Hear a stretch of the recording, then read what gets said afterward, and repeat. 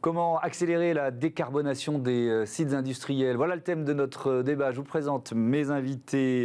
Yannick Labro, bonjour. Bonjour. Bienvenue, vous êtes directeur de Neutrali. Martin Monin, bonjour. Bonjour. Directeur marque et communication chez Monin. On va présenter vos entreprises. Monin, entreprise familiale. C'est quoi votre cœur de métier? On propose des solutions aromatiques aux professionnels du bar, du restaurant, des hôtels dans le monde entier. On a des sites un peu partout dans le monde et on essaye de vraiment accompagner nos clients dans leur business, dans la réussite de leur business, grâce à des boissons toujours plus intéressantes. Donc c'est des sirops, mais pas que, c'est ça? Voilà, exactement. Je dis ça avec mes mots. Neutrali, en quelques mots? Oui, alors Neutrali, c'est une filiale du groupe Enalia. Enalia, c'est un groupe français qui comprend 5 sociétés qui sont expertes dans les économies d'énergie et donc qui accompagnent les entreprises et les particuliers à réduire leur impact environnemental.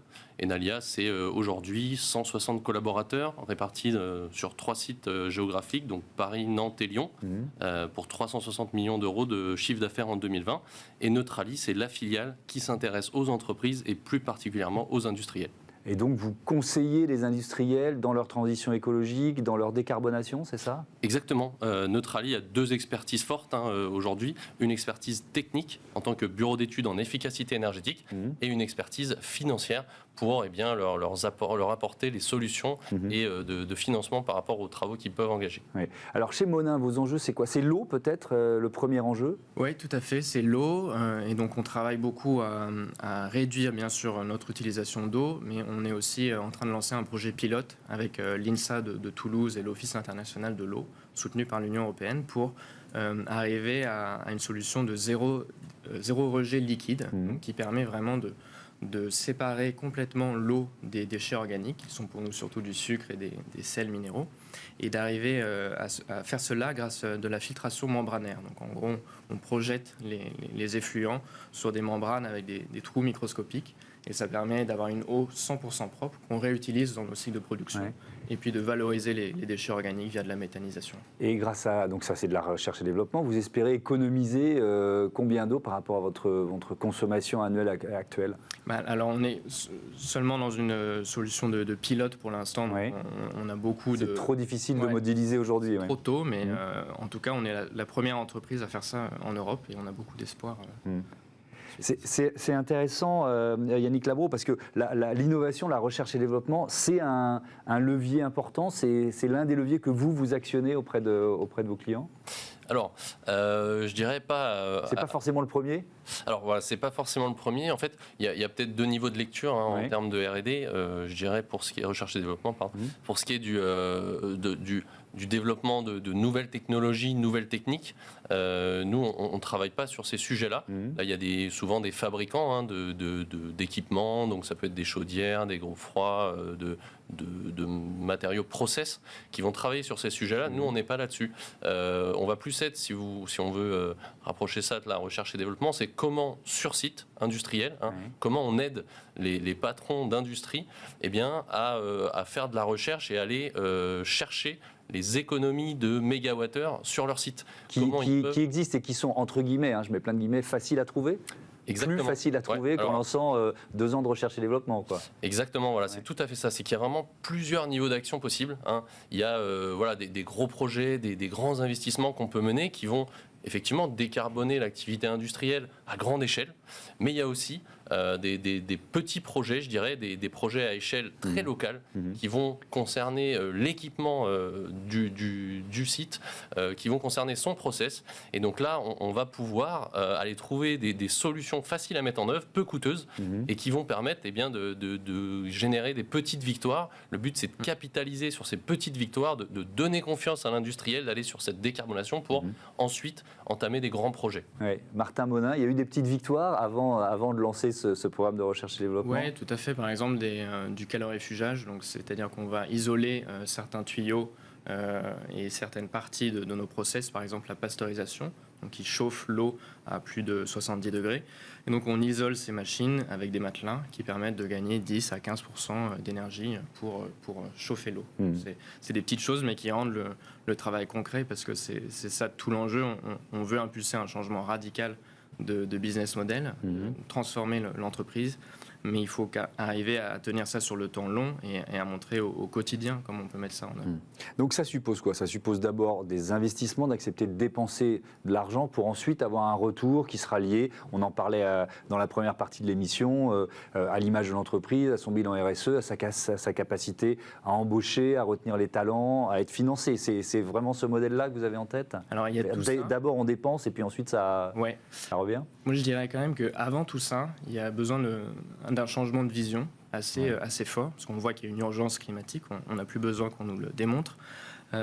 Et en tant qu'acteur de la société, en tant qu'entreprise, on a besoin, à mon avis, de se poser la question comment on va se mettre au service d'une transition de société. Il faut qu'on passe d'un modèle de société à un autre.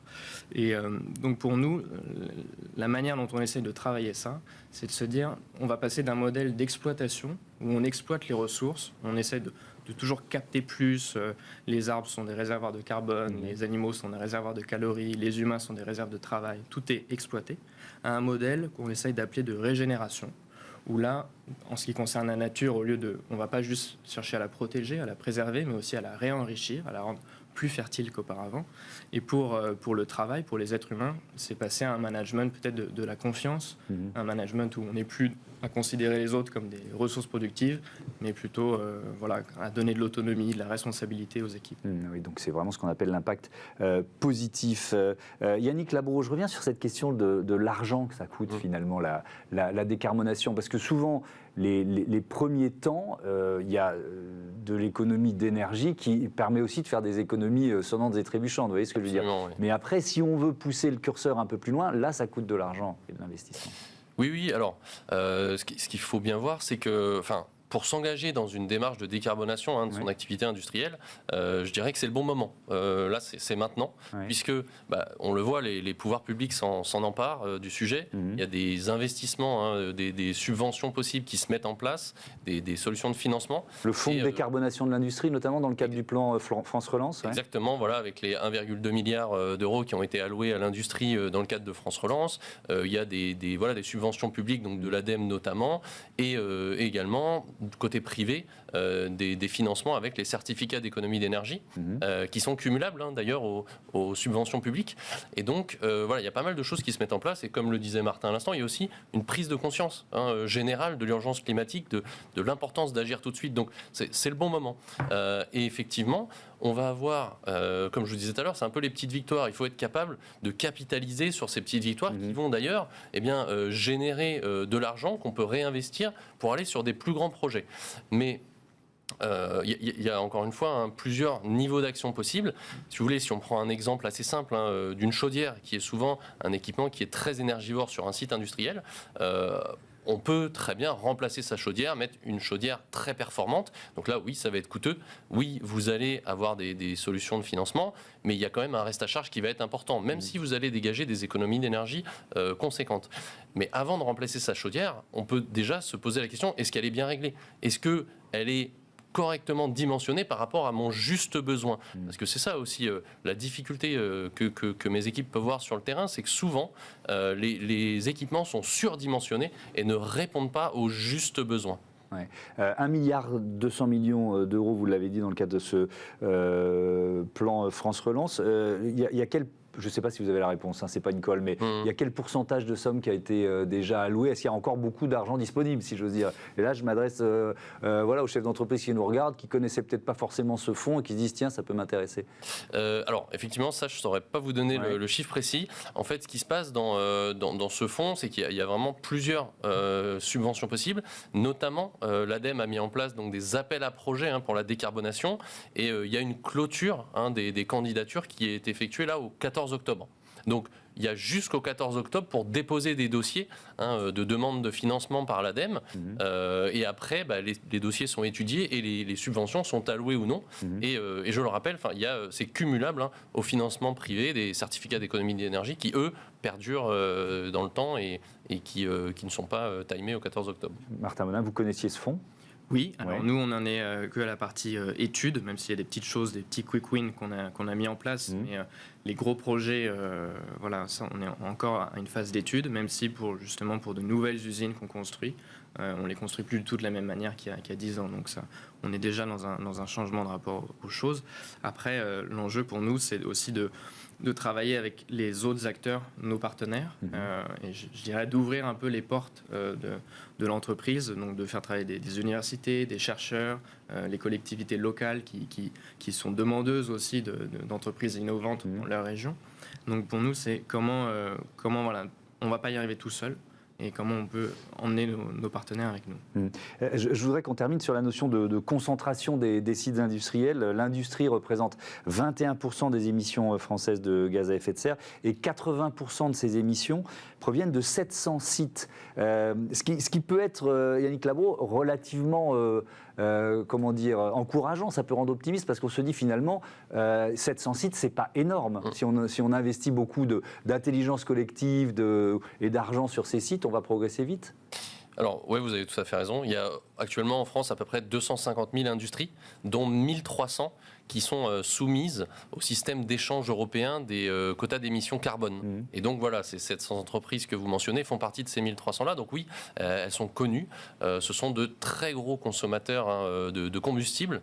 Et donc le fait d'aller de manière prioritaire sur ces sites-là pour agir permet effectivement de décarboner de manière plus importante l'activité industrielle au global.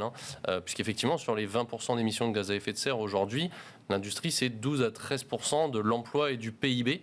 Donc on voit déjà qu'il y a un décalage. Et donc essayer de raccorder un peu ces chiffres serait intéressant. Donc oui, les plus gros consommateurs sont évidemment des sujets importants. Mais il ne faut pas laisser de côté les petites et moyennes industries. Enfin, vraiment, il y a des bons et des moins bons élèves partout, dans tous les secteurs et dans toutes les tailles d'industrie. Donc, c'est aussi un élan massif qu'il faut porter et tout le monde a sa part à faire.